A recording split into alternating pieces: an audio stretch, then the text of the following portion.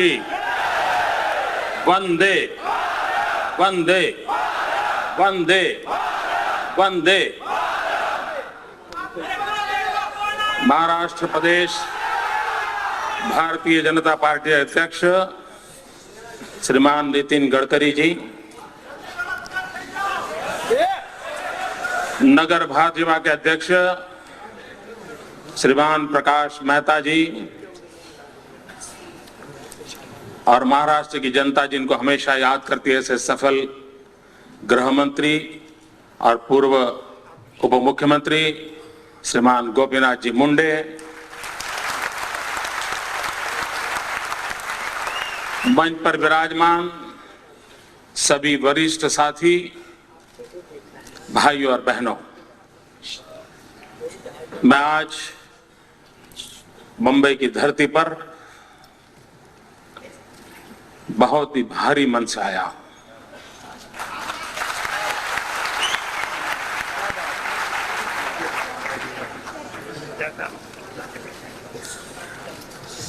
मैं कल्पना नहीं कर सकता हूं कि भारत जैसे देश को, यहाँ के निर्दोष नागरिकों को मौत के घाट क्यों उतार दिया जा रहा है। क्या गुनाह है उन नौजवानों का, क्या गुनाह है उन मां बहनों का। किसी का भाई छीन लिया जाता है, किसी का लाडला छीन लिया जाता है, किसी बहन का सिंदूर पोंछ दिया जाता है। क्यों, कब तक। और इसलिए मैं बड़े भारी मन से आया, बहुत दुखी मन से आया हूं। जिन परिवारों ने अपने स्वजन खोए हैं, उन सभी परिवारजनों को मैं विश्वास देने आया। मैं उन परिवारजनों को आश्वस्त करने आया हूं कि आपकी परिवार के बेटे का खून रंग लाएगा।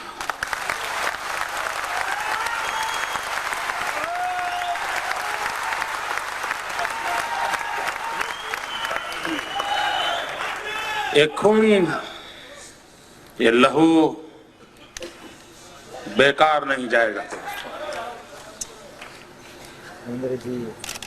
ये बेगुनाह लोगों के आह और आंसू, उन माताओं के चित्कार, यह देश कैसे भूल सकता है।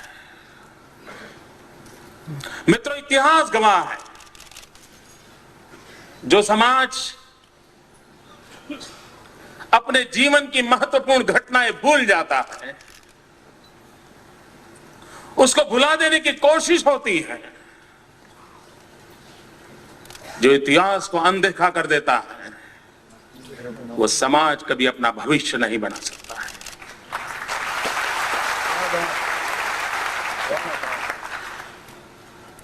हर युग में जन जीवन के अंदर भीतर आग होनी चाहिए।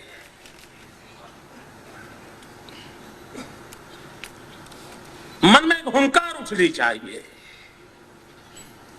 ये मानवता की लड़ाई है। आतंकवाद मानवता का दुश्मन है। और अगर हम इस समय मानवता की इस लड़ाई में मानवता के साथ अगर खड़े न रहे, तो हमें मानव कहने का अधिकार नहीं।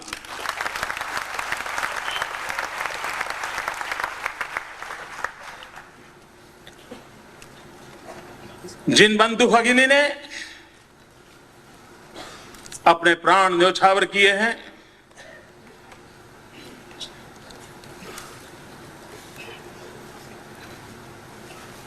उसके खून का रंग देखने के लिए मैं नहीं आया हूं। वे सभी मेरे भाई हैं। उसकी भाषा कौन सी है, उसका प्रदेश कौन सा है, उसका परिवेश क्या है, उसकी उपासना क्या है, मेरे लिए उसका कोई मायना नहीं है। मरने वाला हर भाई मेरा हिंदुस्तानी भाई।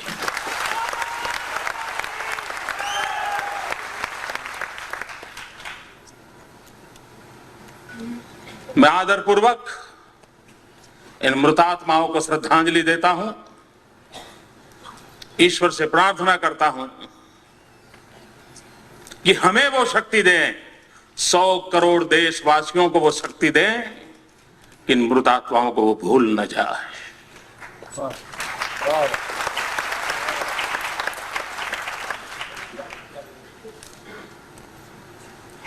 एक घटना के कबाट में अंदर, एक घटना के गलियारे के अंदर कहीं एक गुमसुम न हो जाए। ईश्वर हमें ये शक्ति दे। मित्र, आतंकवाद, उसके रूप को समझना पड़ेगा। मैं कभी कभी सोचता हूं कि दुनिया के देश बड़ा सीना तान करके कह रहे थे कि हमने यूनो नाम की एक संस्था का निर्माण किया है जो विश्व को युद्ध से बचाएगा। द्वितीय विश्व युद्ध के बाद मानव जात को युद्ध से बचाने की अहम भूमिका यूएन के द्वारा निभाई जाएगी।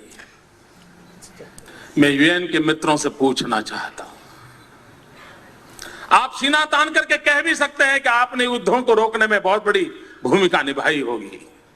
हो सकता है युद्ध शब्द के आसपास चलने वाली गतिविधियों को आपने एक इंटरनेशनल प्रेशर पैदा किया होगा, लेकिन ये मत भूल जाइए, युद्धों ने अपना आउटलेट खोज लिया है। युद्धखोर मानसिकता ने अपना रास्ता ढूंढ लिया है और उसी का नतीजा है कि युद्ध आतंकवाद के रूप में एक प्रॉक्सी वॉर के रूप में लड़ा जा रहा है।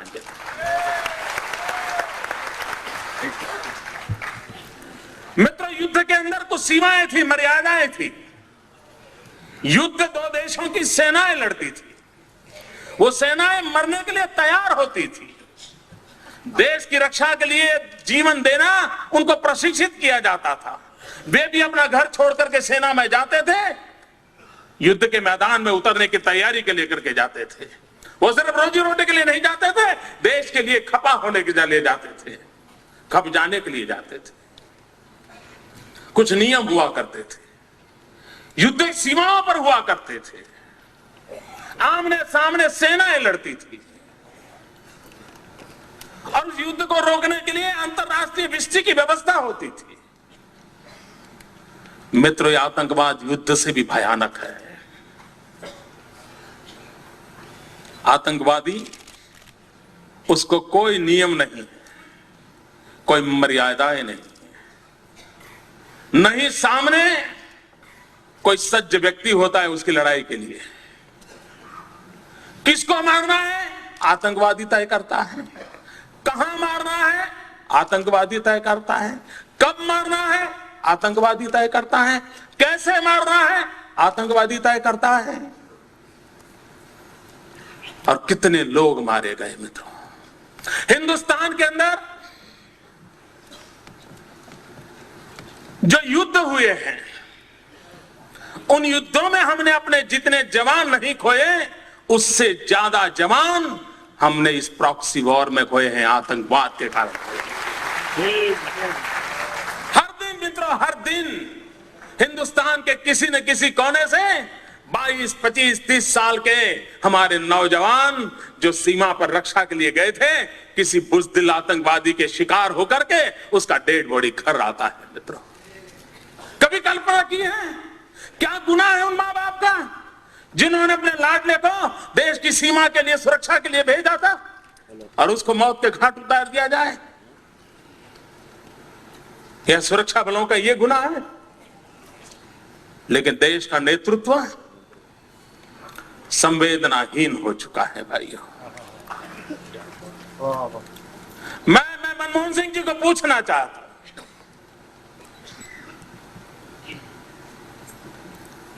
मित्र, ये देश सरदार को याद करता है।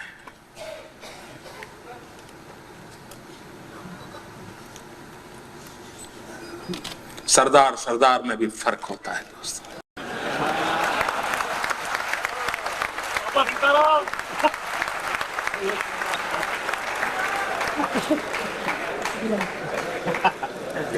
एक सरदार पटेल थे मित्रों, जिन्होंने सारी हरकतों के खिलाफ दम दिखाकर देश की एकता का जो सपना उन्होंने सजोया था उसको पूरा करके दिखाया था। और आज देश को दूसरे सरदार मिले हैं जो बंबई में घोषणा करते हैं कि आतंकवाद की हरकतों के पीछे पड़ोसी देश हैं। अब ऐसी स्थिति में वार्ता नहीं हो सकती है, घोषणा करते हैं मुंबई में, और यहां जाते ही जाते नशा उतर जाता है। दिल्ली में जाकर के बोलते हैं कि ऐसी छोटी मोटी घटनाएं वार्ता के बीच बचाव कभी नहीं आएगी, हम शांति के रास्ते खोज रहे हैं। और 2 दिन के बाद रशिया जा रहे हैं, घोषणा करके जाते हैं कि मैं G8 में जाकर के आतंकवाद के खिलाफ विश्व के राष्ट्रों के समक्ष भारत की इस मानवता की बात रखूंगा। मैं भी इंतजार करता था कि सरदार मनमोहन सिंह जी 100 करोड़ देशवासियों की आवाज को बुलंद करेंगे, लेकिन वहां पर धरती पर रशिया में उतरते ही पहला बयान दिया कि हम पोटा को फिर से नहीं लाएंगे। मित्रों, सवाल यह उठता है कि क्या आप इस गंभीर समस्याओं के लिए गंभीर है क्या? और जो उन्होंने तर्क दिया, मैं हैरान हूं दोस्तों। उन्होंने तर्क दिया कि पोटा होने के बावजूद भी अक्षरधाम हुआ था। सरदार मनमोहन सिंह जी, इस देश के प्रधानमंत्री पद की इज्जत मैं करता हूं, इसलिए बहुत मर्यादा में अपनी बात बताऊंगा। लेकिन प्रधानमंत्री जी, आपको पता होना चाहिए, पोटा होने के बावजूद भी अक्षरधाम हुआ, लेकिन पोटा होने के कारण ही अक्षरधाम के लोगों को फांसी का फंदा मिला।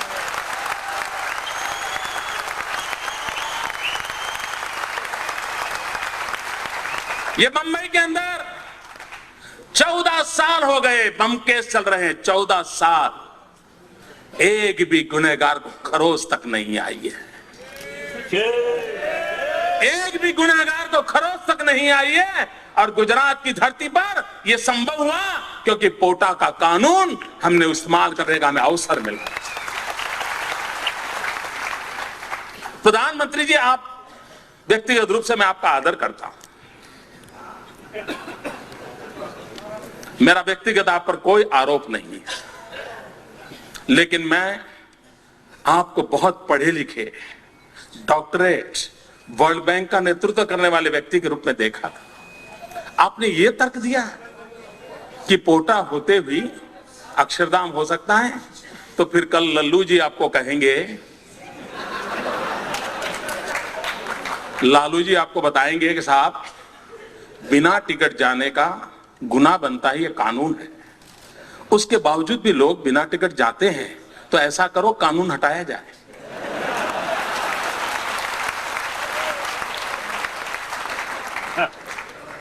बिना टिकट जाना गुनाह है, कानून है, लेकिन फिर भी बिना टिकट लोग जाते हैं। लल्लू जी आकर के कहेंगे कि भाई कानून कल काम का नहीं है, कानून हटाओ। क्या ये तर्क देंगे आप? मित्रों, पोटा का कानून आतंकवादियों पर क्या प्रभाव पैदा करता है उसका विवाद हो सकता है, लेकिन पोटा का कानून हिंदुस्तान के सुरक्षा बलों का मनोबल बढ़ाता है।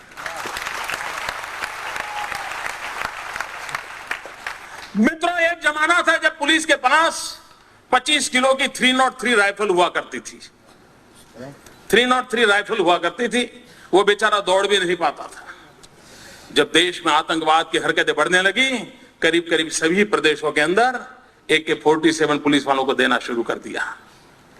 मैं प्रधानमंत्री जी को पूछना चाहता हूं कि आतंकवाद के संकट के चलते पुलिस के हाथ में 303 राइफल से AK-47 तो दे सकते हो, लेकिन उसकी कलम में ताकत नहीं दे सकते हो।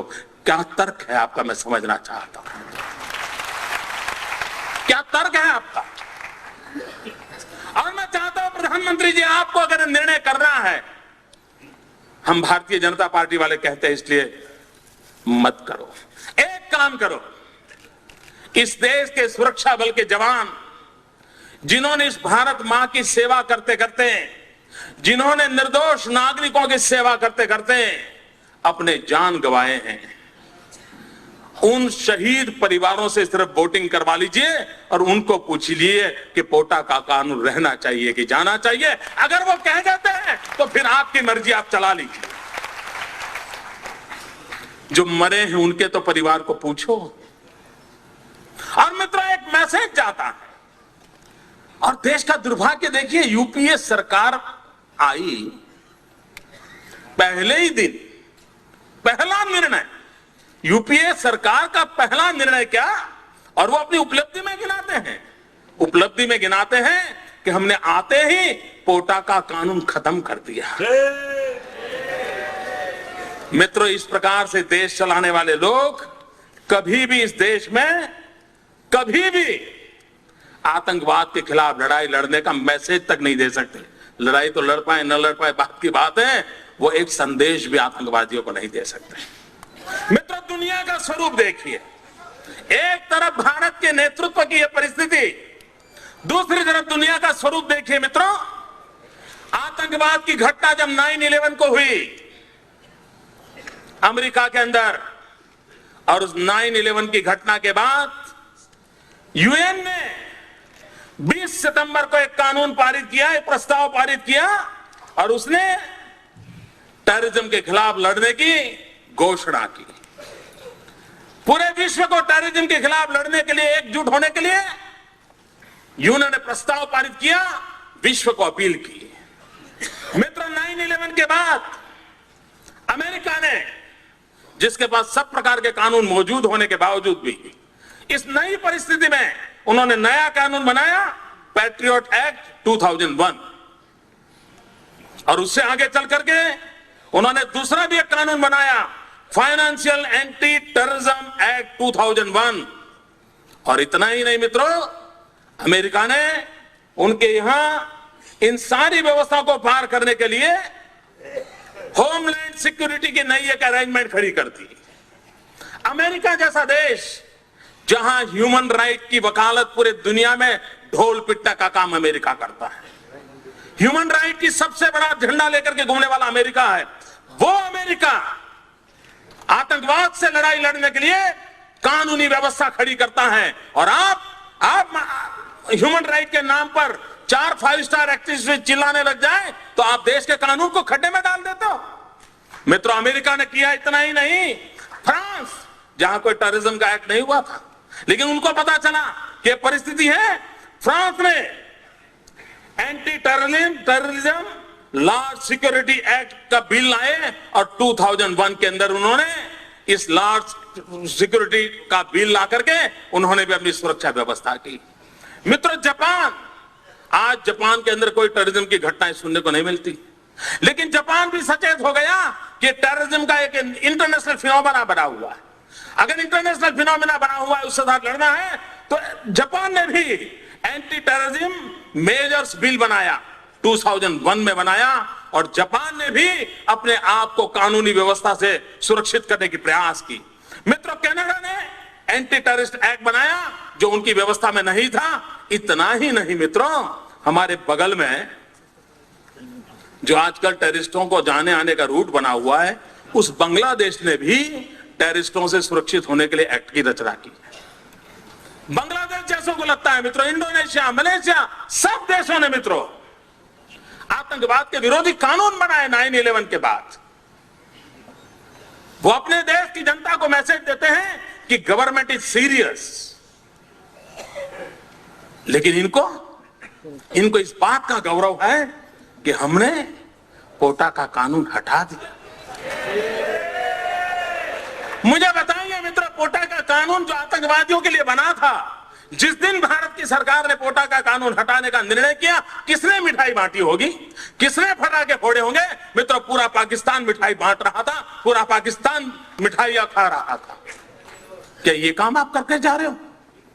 आप कैसे देश को आतंकवाद से बचाओगे मित्रों? और इसलिए इनकी बातों में भरोसा करना कठिन हो गया है। देश की जनता को विश्वास नहीं हो रहा है कि ये लोग कैसे बचाएंगे। मित्रों, कितने लोग मारे गए हैं। मैं आज केपीएस गिल का एक आर्टिकल पढ़ रहा था, उन्होंने लिखा है 40,000 से अधिक लोग आतंकवाद के कारण मारे गए हैं। मैंने पहले ही कहा मित्रों, युद्ध में जितने जवान नहीं मारे गए थे, इतने जवान आतंकवाद के कारण मारे गए हैं। कितनी माताओं का जीवन बर्बाद हो गया है मित्रों। और आप क्या है, आप बिल्कुल चैन से। मित्रों, इस देश को तोड़ने की साजिश कैसी है? पूरा हिंदुस्तान का नक्शा आपके सामने लेकर के खड़े, जरा थोड़ी देर सोच लीजिए। एक तरफ नॉर्थ ईस्ट, जहां इंसर्जेंसी का समस्या बना के बैठे हैं, असम तक वो खेल चल रहा है। दूसरा मित्रों, पशुपति से लेकर के तिरुपति तक रेड कॉरिडोर बनाने के लिए नक्सलाइट मूवमेंट ने हिंदुस्तान को लहू से रंग दिया है मित्रों। पूरा मध्य भाग हिंदुस्तान का नक्सलाइट ने कब्जा किया हुआ है। और हिंदुस्तान की विकास यात्रा में भारत के पश्चिमी छोर की विशेष ताकत रही है। हमेशा भारत का पश्चिमी छोर हिंदुस्तान की आर्थिक विकास यात्रा में बहुत अहम भूमिका निभा रहा है। चाहे वो कर्नाटक हो, गोवा हो, महाराष्ट्र हो, गुजरात हो, राजस्थान हो, दिल्ली हो, हरियाणा हो, पंजाब हो। और मित्रों देखिए, हिंदुस्तान के इस पश्चिमी छोर पर पूरी तरह कोशिश हो रही है कि आतंकवाद के द्वारा हिंदुस्तान को कैसे तबाह किया जाए। एक तरफ नॉर्थ ईस्ट को तबाह करना, मध्य में आतंक नक्सलाइट के द्वारा करना, और ईस्ट पार्ट जो हिंदुस्तान का हमारा पश्चिमी छोर है, उस पश्चिमी छोर को आतंकवाद की गिरफ्त में कैसे लाया जाए। एक के बाद एक जिस प्रकार से घटनाएं घट रही हैं, ये घटनाएं साफ बताती है मित्रों, इस देश को तहस नहस करने का पाप किसी ने छांट ठान के रखी। मिस्टर जनरल जिया उल हक उसके जमाने से चल रहा है। और उन्होंने कहा था, और मित्रों एक चाइनीज बहुत बड़े फिलोसोफर है, उन्होंने बड़े एक रणनीतिकार है चाइना के, मिस्टर सन जू करके, उसने कहा है कि किसी देश को पराजित करके एक के बाद एक विजय हासिल करना वो कोई सुप्रीम एक्सपर्टीज नहीं है। उसने कहा कि एक्सपर्टीज तो इसमें है कि आप युद्ध लड़े बिना दुश्मन को एक प्रकार से अपाहिज कर दो, किसी काम का रहने न दो, ये स्थिति पैदा कर दो, वही सच्ची रणनीति है। और मित्रों, ये आतंकवाद की फिलॉसफी है, दुश्मन को अपाहिज कर दो। मित्रों, आतंकवाद की हर घटना ने हमें अपाहिज करके रख दिया है। एक प्रकार के देश को अपाहिज बना करके छोड़ा हुआ है मित्रों। क्या 100 करोड़ का देश इस प्रकार से चलेगा और हम इसको सहते रहेंगे? और मैं दुर्भाग्य से मित्रों, देश के नेता आतंकवाद के खिलाफ बोलने से कतराते हैं, व्यक्तिगत रूप से मिलते हैं। ये सारे नेता वही भाषा बोलते हैं जो मैं बोलता हूं। ये जो बाहर आकर के चीखते हैं, घर में मिलते हैं तो मेरी पीठ थपथपाते हैं। मैं नाम दे सकता हूं मित्रों। इसका मतलब ये हुआ उन पे हौसला नहीं है, लेकिन चाहते हैं कोई तो करता है।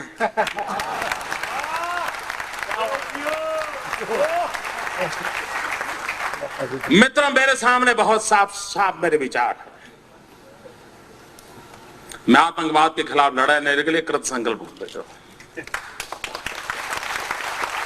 मैं जिस सभा के माध्यम से देश के नौजवानों को कह रहा हूं, आप सोचिए 20, 22, 25, 27, 30 साल के नौजवान, क्या है आपका भविष्य?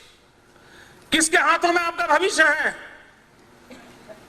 क्या यही मौत के सौदागर हिंदुस्तान का कब्जा करेंगे और आपका भविष्य बनेगा?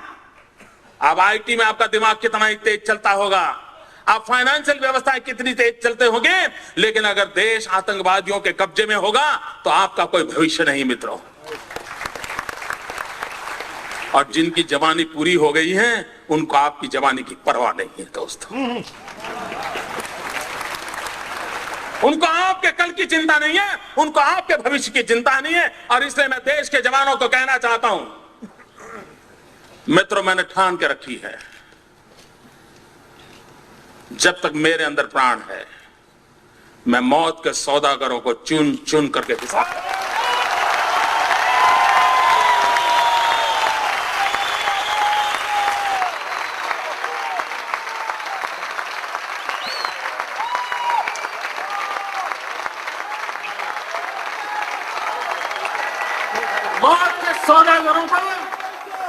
मौत के सौदागरों को छोड़ा नहीं जा सकता भाइयों।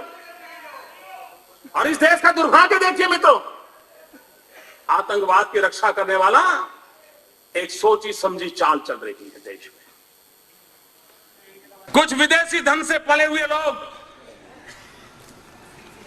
जो अपने आप को बुद्धिमान कहते हैं, 5 स्टार एक्टिविस्ट हैं, इस देश में आप लगातार ऑब्जर्व कीजिए, एनालिसिस कीजिए, कोई भी आतंकवाद की घटना होती है और जो भी उस आतंकवाद के खिलाफ बोलता है उसको कम्युनल के रंग से रंग देते हैं, उसको कम्युनल रंग के रंग देते हैं। अरे मित्र, आतंकवाद के खिलाफ बोलना ये मानवता के लिए लड़ाई का सिपाही होता है, ये मानवता की लड़ाई लड़ रहा है, ये किसी कौम के खिलाफ नहीं है। और मित्र, आतंकवादियों का कोई धर्म नहीं होता है, ये मैं साफ मानता हूं। आतंकवादियों का कोई धर्म नहीं होता है, आतंकवाद मानवता का दुश्मन होता है और उसको ईंट का जवाब पत्थर से देना चाहिए।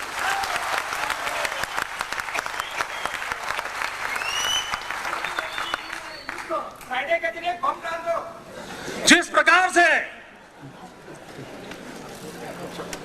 मित्रों कभी कभी हम गलती करते हैं, मैं इस बात को आपको कहना चाहूंगा भाइयों, आतंकवादियों का मंसूबा है कि देश में हिंसा फैले।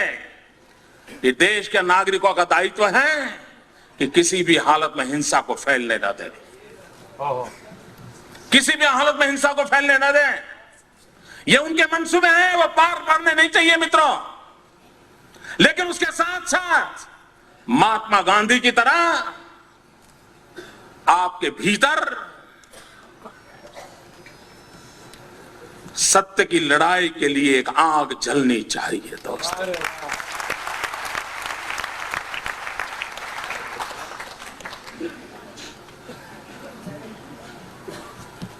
वायलेंस से परिणाम नहीं आने वाला है मित्रों। शांति इसकी पहली शर्त रहेगी, लेकिन सरकार को भी अपना दायित्व निभाना पड़ेगा। इस देश के अंदर शांति कोई नई चीज नहीं है मित्रों। हो सकता है कुछ इलेक्ट्रॉनिक मीडिया वालों को अभी भी पता चला होगा कि इस देश में शांति रखते हैं। अमरनाथ की यात्रा पर इतने हमले हुए, इस देश में किसी ने कहीं कंकर तक फेंका नहीं है मित्रों। अमरनाथ की यात्रा पर इतने हमले हुए, इस देश में किसी ने कोई कंकर तक फेंका नहीं है। रघुनाथ जी के मंदिर पर हमला हुआ, इस देश के अंदर किसी का घर नहीं जलाया गया था। अयोध्या में प्रभु राम जी के मंदिर पर हमला हो गया, वाराणसी में हमला हो गया, इस देश में कंकर नहीं गिरा है मित्रों। गुजरात के अंदर अक्षरधाम पर आतंकवादी आए थे मित्रों, गुजरात ने बंद रखा था, लेकिन गुजरात में अक्षरधाम के बाद एक कंकर तक नहीं पड़ा है।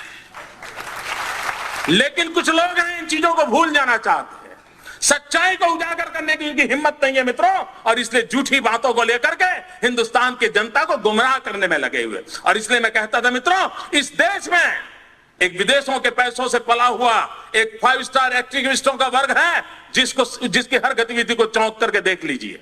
उनका काम यही होता है, कोई भी घटना घटे तो आतंकवादियों को बौद्धिक प्रोटेक्शन के दिए वो मैदान में उतर आते हैं, नई नई मनगढ़ंत स्टोरियां गढ़ाते हैं, नए नए तर्क देते हैं।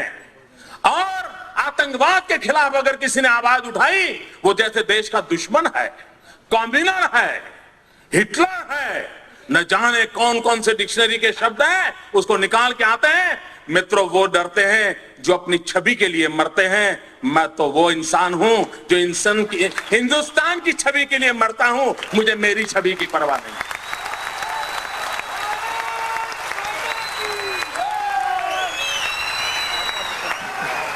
क्या करना है इमेज को दोस्तों? किसके लिए इमेज?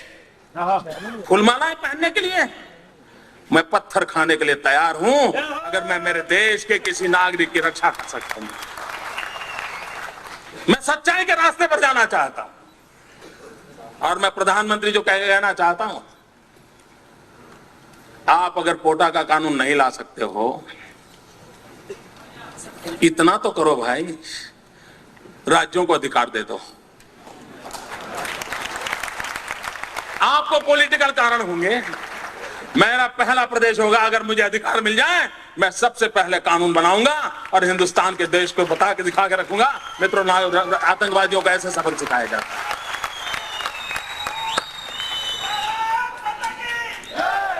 कुछ तो हिम्मत दिखाओ भाई, लोग बेमौत मर रहे हैं और आप अपनी राजनीति पर उतारू हैं, देश के भविष्य की आपको चिंता नहीं है। और मित्रों, कैसी हरकतें हो रही हैं, आतंकवाद ऐसे नहीं बढ़ रहा है, आतंकवादियों के हौसले उतने बुलंद नहीं हैं जितने कि हम जितने रास्ते तैयार कर देते हैं जो आतंकवादियों को चलने काम आ रहे हैं। मुझे बताइए, गुजरात के अंदर एक इशरत जहान नाम की लड़की को, आतंकवादी लड़की को, हमारी पुलिस के साथ एनकाउंटर हो गया, अब उसको मार गिराया। आपको मालूम होगा, वो दिन याद कीजिए, सारे दुनिया के 5 स्टार एक्टिविस्ट मोदी पर टूट पड़े थे साहब कि एक नौजवान लड़की को मार दिया, निर्दोष लड़की को मार दिया, गोली से भून दिया। ये खुद आतंकवादी है, यहां तक चले गए। इतना ही नहीं मित्रों, इस प्रदेश के अंदर 5 स्टार एक्टिविस्ट, कुछ मीडिया के मित्रों ने उसे एक बहुत बड़ी शहीद के रूप में उसकी जनाजा निकाला था। चद्दर चढ़ाने चले गए थे, चद्दर चढ़ाने चले गए थे और एक पार्टी के नेता 1 लाख रुपया देकर के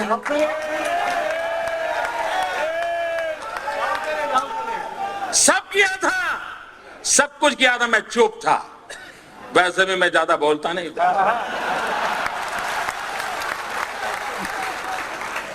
मैं सही जगह पर, सही भाषा में, सही समय पर बात करने का आदमी। सुबह शाम चीख कर हुए अखबार की जगह खराब करने की मुझे आदत नहीं।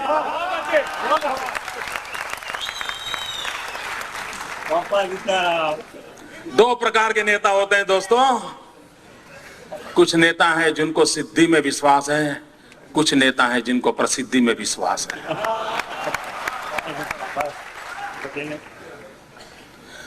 और जब 3 दिन के बाद ग्वाजा टाइम्स, जो लश्कर तोयबा का एक मुखपत्र है, उसने एक आर्टिकल लिखा, पाकिस्तान में आर्टिकल छपा कि हमें शान से गौरव हो रहा है कि इशरत जहान जैसी एक लड़की ने हमारे मकसद को पूरा करने के लिए अपने आप बलि चढ़ा दिया।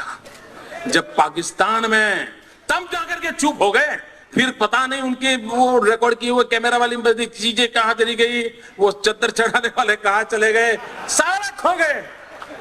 चुप है, 2 साल, इतने साल हो गए चुप है, कोई पूछने वाला नहीं उनको। अगर मैंने ऐसी गलती की होती तो साहब मेरे बाल नोच लेते, मेरे बाल नोच लेते। इशरत जहान, मित्रों, अभी एक टीवी वाला बता रहा था कि किसी ने किसी लड़की को बम रखते देखा। मैं नहीं जानता वो सत्य क्या है। लड़कियों का उपयोग हुआ था। जिस दिन गुजरात ने इशरत जहान के एनकाउंटर में हत्या की, अगर महाराष्ट्र की पुलिस जाग जाती तो शायद ये लड़कियां बम रखने के लिए मैला नहीं होती। लेकिन आपको परेशानी है, आपको निर्णय करने नहीं है, आप डरते हो। मित्रों, ये घटनाएं होती है जब ऐसी बयानबाजी होती है, इस प्रकार के जनाजे निकाले जाते हैं, चद्दरें उड़ाई जाती हैं, 1-1 लाख रुपया चढ़ाए जाते हैं, तब जाकर के आतंकवादियों का हौसला बुलंद हो जाता है कि यार कुछ तो अपने रिश्तेदार यहां हैं, अपना काम चल जाएगा। मित्रों, मैं हैरान हूं, कांग्रेस पार्टी क्या कर रही है। कोयम्बतूर के अंदर 98 में एक बम धड़ाका हुआ, चुनाव सभा में बम धड़ाका हुआ। अडवाणी जी उस सभा को संबोधित करने के लिए पहुंचने वाले थे। 58 लोग मारे गए, 58 लोग मौत के घाट उतार दिए गए, निर्दोष लोग मार दिए गए। वो सारे लोग जेल में हैं। लेकिन आपको जानकर के हैरानी होगी मित्रों, केरल विधानसभा में वहां की सभी पार्टियों ने मिलकर के वहां दो पार्टियां प्रमुख हैं, कांग्रेस एंड कम्युनिस्ट, और बाकी उनके गठबंधन के साथी है। सबने सर्वसम्मति से एक प्रस्ताव पास किया कि 98 के केस में जो मुख्य गुनहगार मदनी करके जो जेल में है उसे जेल में से रिहा कर दिया जाए। क्या क्या सब समाचार देश को क्या संदेश देना चाहते हो आतंकवादियों को? केरल असेंबली ने और होली के दिन स्पेशल सत्र बुलाया था मित्रों, स्पेशल सत्र बुलाया था और उस सत्र के अंदर प्रस्ताव पारित किया है कि कोयंबटूर का जो मुख्य गुनहगार है उस गुनहगार को जेल से बरी कर दिया जाए। क्यों? क्योंकि वो चुनाव में उसको कैंडिडेट बनाना चाहते थे। मित्रों, इससे बड़ा दुर्भाग्य क्या हो सकता है? अभी तमिलनाडु में चुनाव हुए मित्रों, तमिलनाडु में कांग्रेस पार्टी ने जिसके साथ समझौता किया है उस पार्टी का नाम है तमिल मुस्लिम मुन्नी कड़गम, तमिल मुस्लिम मुन्नी कड़गम। मित्रों, सीमी पर जो चार्जशीट है, सीमी पर जो चार्जशीट है उस चार्जशीट में ये तमिल मुस्लिम मुन्नी कड़गम का नाम है। उसी पार्टी के साथ तमिलनाडु में कांग्रेस पार्टी चुनाव समझौता किया और चुनाव लड़ा। मित्र, आप आतंकवाद से लड़ सकते हो क्या? क्यों देश को गुमराह कर रहे हो? और मैं देश के बुद्धिजीवियों को कहना चाहता हूं, क्या यह गुनाह नहीं है देश के साथ? क्यों उनका हिसाब नहीं मांगा जाता है? अगर मोदी गुनाह करता है तो आपको अधिकार है, और मैं सामने से कहता हूं अधिकार है, आप मेरी खाल उतार लीजिए, लेकिन देश के हित में और लोग जो पाप कर रहे हैं उनसे भी तो देश को प्रशिक्षित कीजिए। क्या ये दायित्व तो नहीं है हमारा? मैं इन कलम के धनियों को कहना चाहता हूं, देश की ये मांग है। मित्रों, अभी आसाम के चुनाव हुए, आसाम के चुनाव के अंदर जिसने आसाम को लहूलुहान कर दिया वो उल्फा ओपनली कांग्रेस पार्टी को चुनाव जिताने के लिए समर्थन में मैदान में था। उल्फा जो आतंकवादी एक्टिविटी करता है, जो निर्दोषों को मारता है, किडनैप करता है, आप उसको चुनाव के अंदर आपका राजनीतिक फायदा हो रहा है, इसलिए उसका आप किस मुंह से आतंकवाद के खिलाफ लड़ोगे? मित्रों, बिहार में चुनाव हुआ, यूपीए का एक घटक दल वो चुनाव के अंदर एक मेहरबान को लेकर के चुनाव सभाओं में घूमते थे। क्यों घूमते थे? क्योंकि उसका दिखवावा बिन लादेन जैसा था। बिन लादेन जैसा दिखता है, ये बिहार में लोगों को दिखा करके वोट मांगे जाते थे। मुझे कल्पना कर सकते हो मित्रों,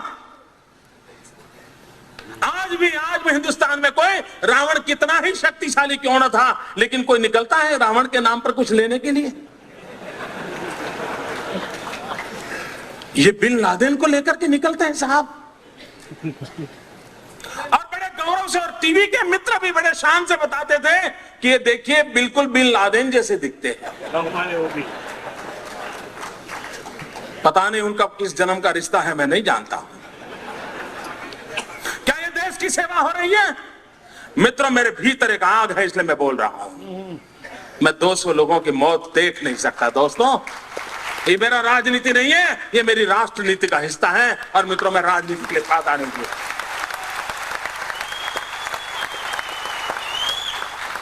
क्या ये तौर तरीके होंगे देश को चलाने के?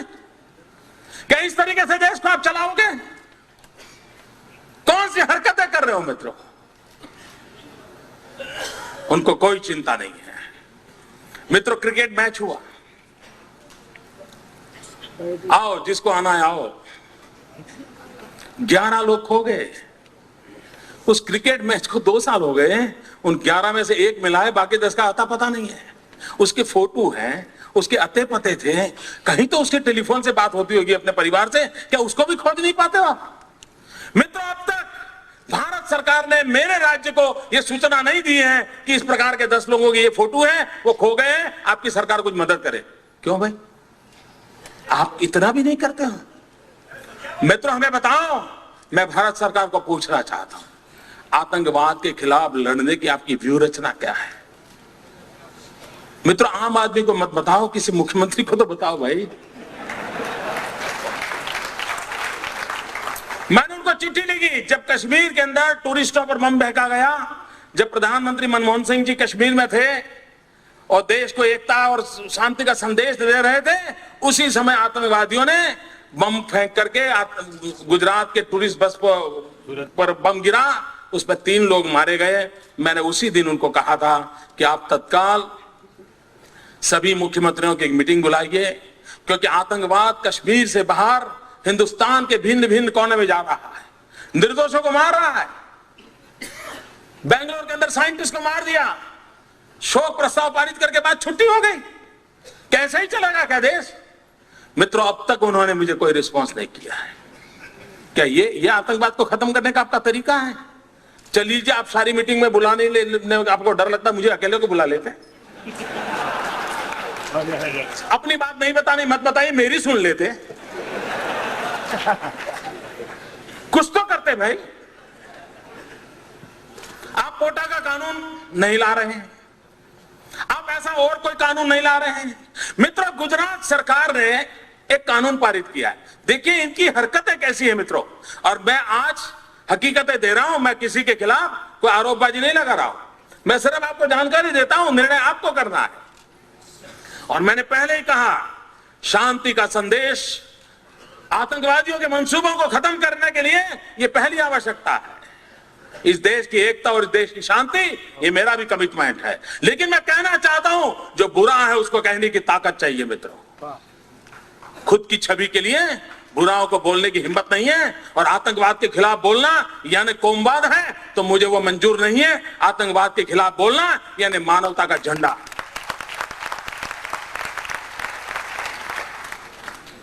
और इसलिए हमें लड़ाई लड़ रहे हैं मित्रों, गुजरात सरकार ने कानून पास किया ऑर्गेनाइज क्राइम के खिलाफ, क्योंकि आजकल अन्य प्रदेशों में गैंग काम करती हैं, ऑपरेट करके चली जाती हैं। और गुजरात एक सरहदी राज्य है, हम पाकिस्तान के बगल में हैं, सीमा भी छूटी हुई है, समुद्र से भी सटे हुई है और बिल्कुल निकट है।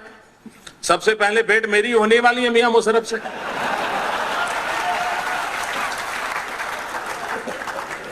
मित्रों, ईश्वर ने भी कोई मुहूर्त तय करके रखा है, मैं आपको बता के रखता हूं, वो भी हिसाब कभी चुकता हो जाए।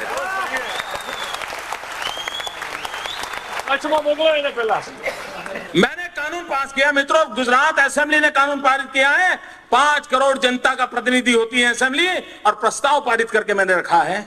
और कानून वही है जो महाराष्ट्र में है ऑलरेडी, माको का, मोका का कानून महाराष्ट्र में है, वही कानून मैंने गुजरात में लाया, मैंने भेज दिया मित्रों। उसके बाद हाईकोर्ट का एक महाराष्ट्र को जजमेंट आया, तो उसमें 2-3 सुधार आए, तो मैंने दोबारा असेंबली में उसको दोबारा सुधार करके पारित किया, जो हाईकोर्ट ने कहा था उस प्रकार से। 2004 से मेरा कानून, ये शिवराज पाटिल अपनी कुर्सी के नीचे दबा के बैठे हुए हैं।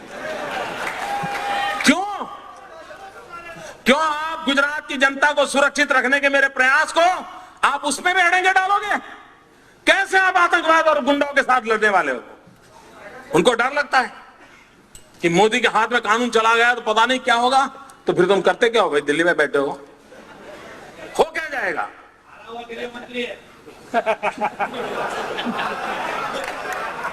मित्रों, हारे हुए लोगों से मुझे इतराज नहीं है, ये तो मन से मरे हुए लोग हैं, ये दुर्भाग्य है।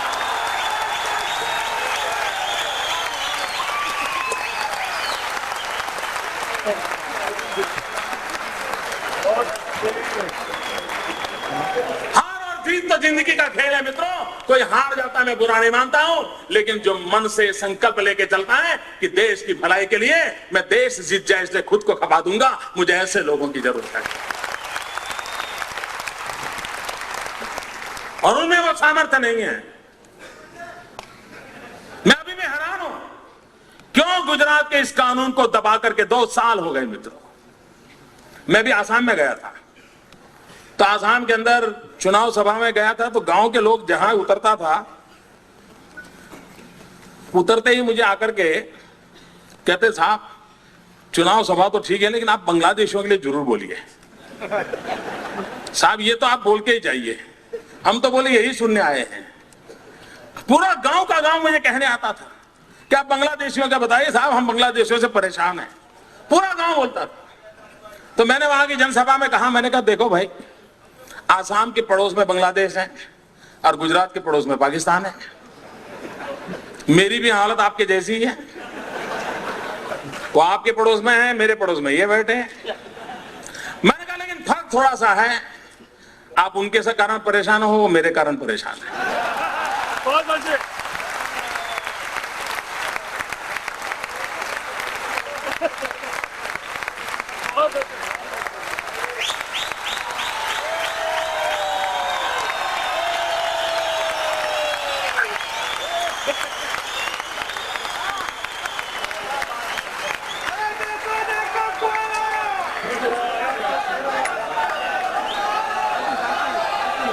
मित्रों, हम इस 100 करोड़ देशवासियों की रक्षा के लिए बैठे हुए लोगों का मिजाज क्या होना चाहिए दोस्त?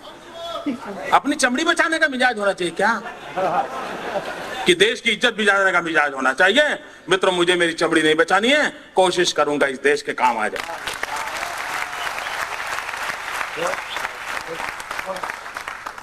मित्रों, उस कानून को पारित नहीं कर रहे वो लोग, यही उनके तरीके हैं। और देश को कहते हैं, कभी कभी गौरव से कहते हैं, भाई गुजरात तो बहुत प्रगति कर रहा है। मैंने कहा मैं प्रगति को सुरक्षित भी करना चाहता हूं।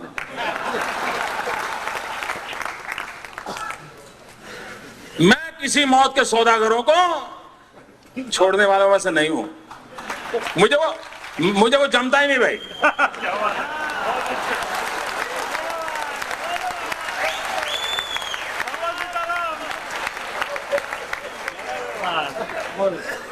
गुनहगार होता है, न्याय के अंदर उसके साथ ठीक से व्यवहार होना चाहिए और जनता को विश्वास होना चाहिए कि गुनहगार के साथ यही रूप होगा, यही तरीका होता है मित्रों देश चलाने का। लेकिन वे कुछ नहीं चला सकते। मित्रों, ये जो देश का दुर्भाग्य है, इसके खिलाफ एक जागृति की आवश्यकता है। और उस जागृति को पूरा करने के लिए मैं फिर एक बार कहता हूं, भारत सरकार पर दबाव बढ़ना चाहिए। देश में आतंकवादियों के साथ चुप्पी की दी रखे हुए हैं, वरना कुछ घटना होती है, कितने लोग इंटरव्यू देने के लिए आ जाते हैं। इन दिनों देखिए साहब, सब चुप हैं। और 24 घंटे वालों की इतनी परेशानी है साहब, वो गली मोहल्ले के बच्चों को पूछ रहे हैं बेचारे, जा करके डंडा लेके खड़े हो जाते हैं। कोई नेता में दम नहीं आकर के खड़ा हो जाए, देश की जनता को जवाब दे कि क्यों हो रहा है।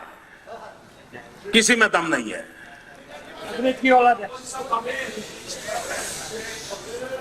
और इसलिए भाइयों बहनों, आतंकवाद के खिलाफ जब लड़ने का हमने फैसला किया है, तो जन सामान्य में भी एक चेतना जगाने की आवश्यकता है।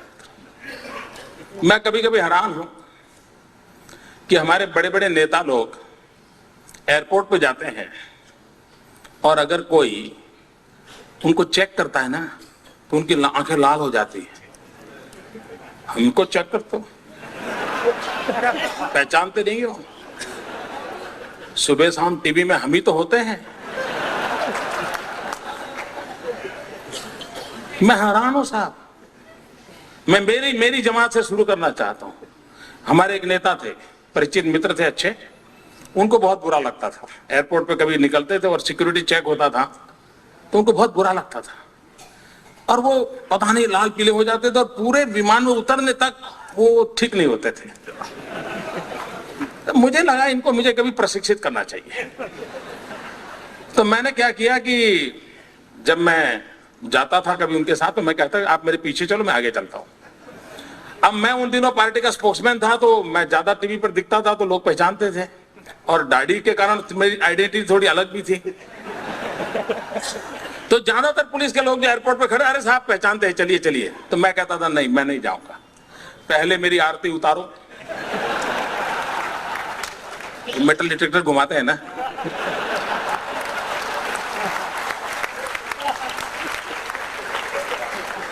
मैं कहता था मेरी आरती उतारो फिर जाऊंगा मैं, ताकि मैं पहुंचू आगे। ये बहुत पुण्य का कार्य है। शाम मैंने ऐसा आनंद से मजाक किया तो उन्होंने सुना, तो बाद में वो मेरे साथ विवाद में बैठे थे, बोले दर्द में आप बड़े कमाल के व्यक्ति हो। बोले ये अच्छा तरीका है आपका। बोले मैं पहला बहुत गुस्सा करता था, आप इतना मजा लेते हो। मित्रों, मेरी सब नागरिकों से प्रार्थना है, सिक्योरिटी में हमने सहयोग देना चाहिए।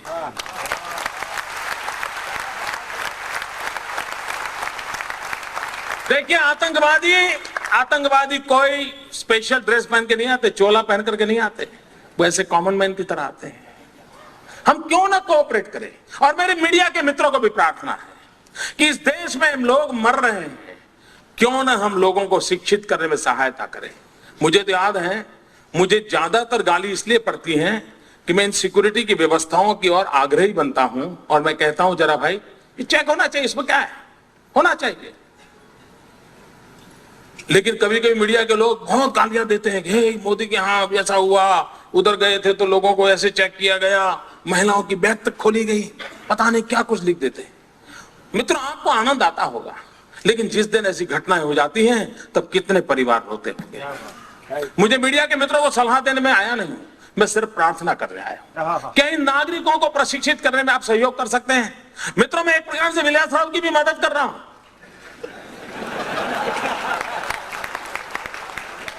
उनमें हिम्मत नहीं है कि मीडिया के सामने जाकर के कहेंगे मेरी मदद करो। मैं उनके के लिए कह रहा हूं कि भाई सिक्योरिटी के हर पहलू पर हमने सबने चौकन्ना होना चाहिए। देखिए, देश के हर नागरिक को इसलिए प्रशिक्षित करना चाहिए। जब देश के सब नागरिकों को हम प्रशिक्षित नहीं करेंगे, वरना निर्दोष लोगों का नुकसान हो जाता है। आवश्यक है हमने इसको कोऑपरेट करना चाहिए।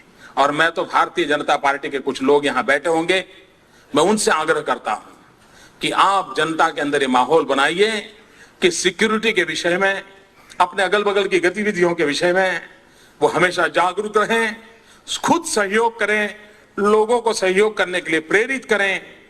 कभी ऐसा न करें ताकि सिक्योरिटी की व्यवस्थाओं को तकलीफ हो, क्योंकि हर व्यक्ति के लिए पुलिस कभी भी संभव नहीं होगा, हर मोहल्ले के लिए पुलिस संभव नहीं होगा। अगर हम चौकन्ने रहेंगे तो हम बहुत बड़ी मात्रा में आतंकवादियों को उनकी घटनाओं को पार उतारने से पहले ही उनको दबोच सकते हैं। मित्रों, यह माहौल क्रिएट करना पड़ेगा, यह माहौल क्रिएट करने की आवश्यकता है, एक दायित्व बनता है और इस दायित्व को पूरा करने का प्रयास एक नागरिक के नाते हम लोगों ने करना चाहिए और पूरे देश में माहौल बनाना चाहिए। और इसलिए मैंने उदाहरण मेरे से दिया कि एयरपोर्ट जाते हैं हम राजनेताओं को लगता है कि हमारी बैग क्यों खोले। मित्रों, पार्लियामेंट के अंदर बहस की थी एमपीओ ने कि हम संसद लोग जाते हैं हमारी बैग क्यों खोली जाती है। क्यों भाई? हिंदुस्तान के हर नागरिक की इतनी व्यवस्था होनी चाहिए, सबने सहयोग करना चाहिए। अगर सब लोग सहयोग करेंगे तो हिंदुस्तान के अंदर सारी व्यवस्थाओं में हम सहयोग करेंगे। मित्रों, मैं सिर्फ आलोचना करने के लिए नहीं आया, मैं एक जिम्मेवारी के साथ कह रहा हूं, कानूनी व्यवस्थाएं होनी चाहिए। मुझे और ज्यादा बोलना है क्या?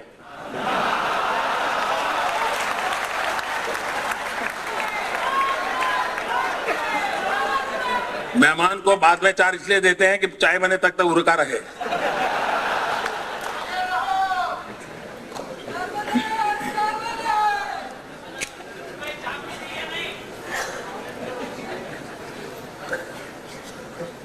मित्रों, मैं जो जिन विषयों को लेकर के आपसे बात करने आज आया हूं, मैंने पहले ही कहा मैं बहुत भारी मन से आया हूं। मित्रों, इन चीजों को कभी भूलना नहीं चाहिए।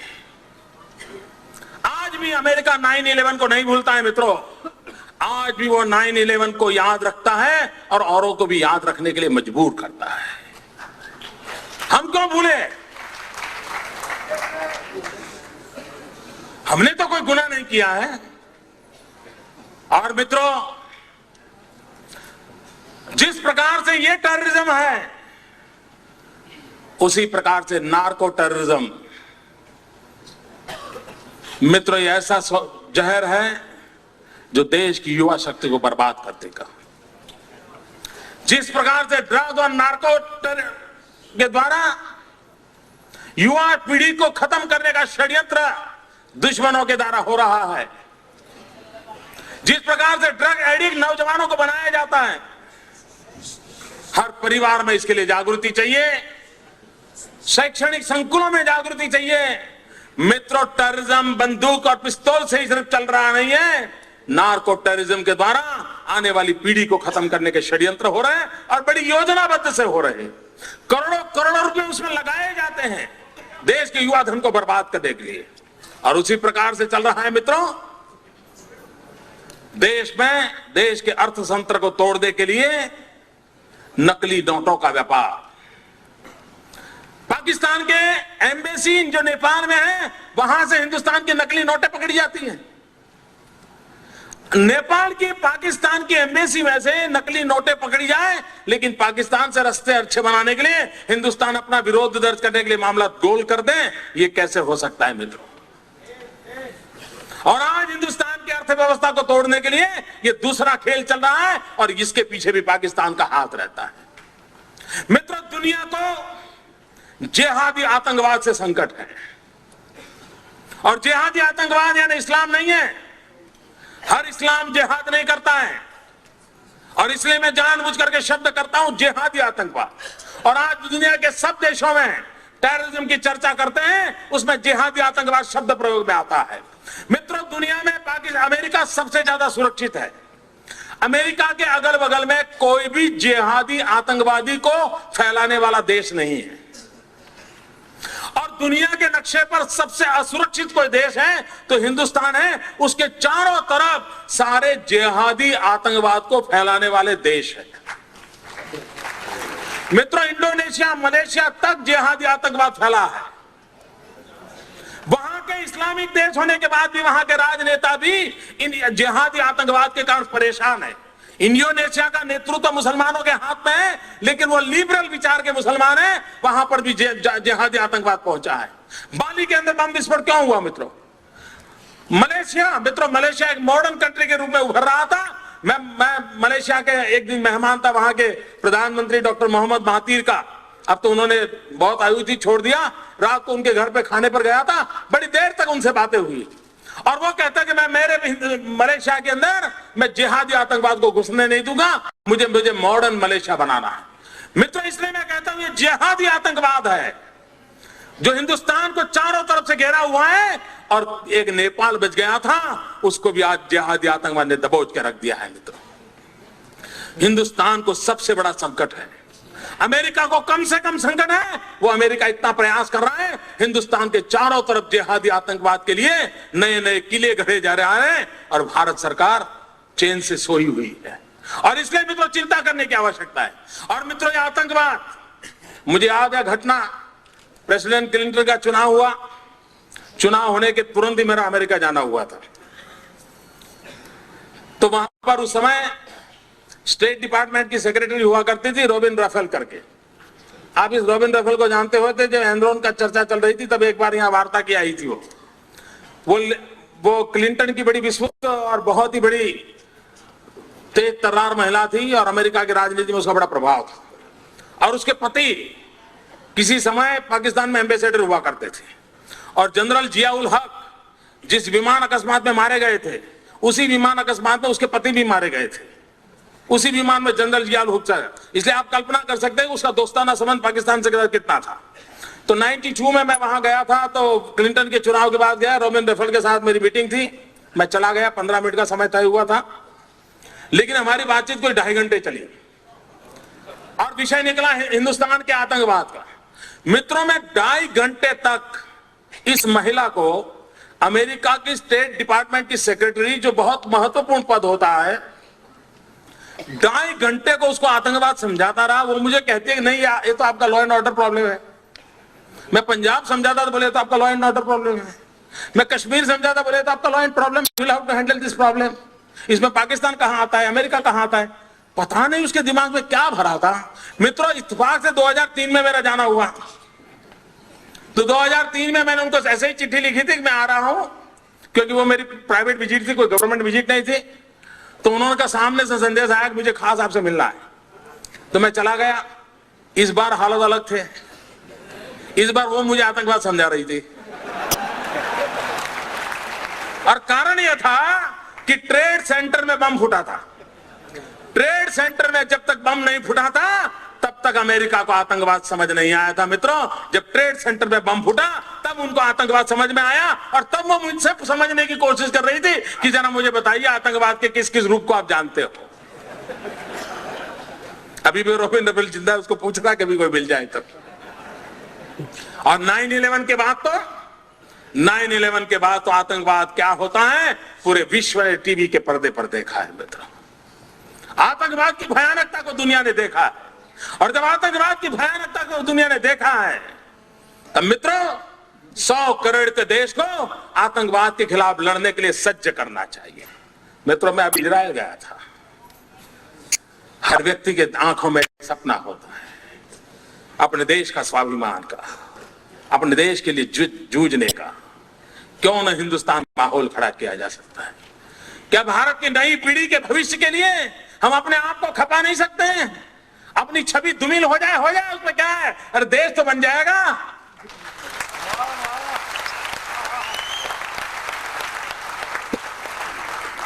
और इसलिए मित्रों, इन 200 आत्माएं 100 करोड़ देशवासियों को जगाने के लिए कम नहीं है दोस्तों। 200 आत्मा 100 करोड़ देशवासियों को जगाने के लिए कम नहीं है। मैं ईश्वर से फिर एक बार प्रार्थना करता हूं, इन 200 आत्माएं निर्दोषों की आत्माएं, जिनको विदेशी ताकतों ने मौत के घाट उतार दिया है, आतंकवादियों ने मौत के घाट उतार दिया है, उस आतंकवाद के खिलाफ मानवता की लड़ाई लड़ने के लिए ये आत्माएं 100 करोड़ देशवासियों को शक्ति दे।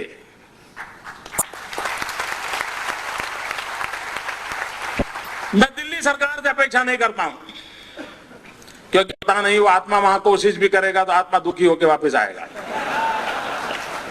इसलिए मैं 100 करोड़ देशवासियों के लिए कह रहा हूं, और देश का भविष्य देश की जनता को तय करना होगा। मित्रों, ये मौत के सौदागरों का खेल, उनके लोहा लेने का काम हम ही को करना पड़ेगा, हम लोगों को मिलकर के करना पड़ेगा।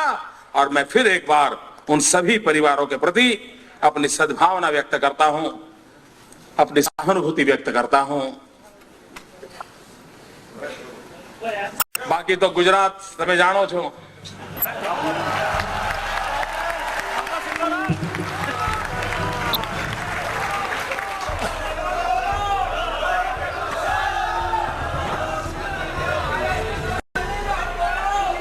મિત્રો, ગુજરાતની વિકાસ યાત્રાની જવાબદારી લઈને ચાલે છે। દેશની મારી પાસે જે અપેક્ષાઓ છે મારું રાજ્ય પૂરું કરવા પ્રયાસ કરશે। ખૂબ ખૂબ ધન્યવાદ। भारत माता की जय। वंदे। 2 हाथ ऊपर उठा करके पूरी ताकत से बोलिए वंदे वंदे वंदे वंदे।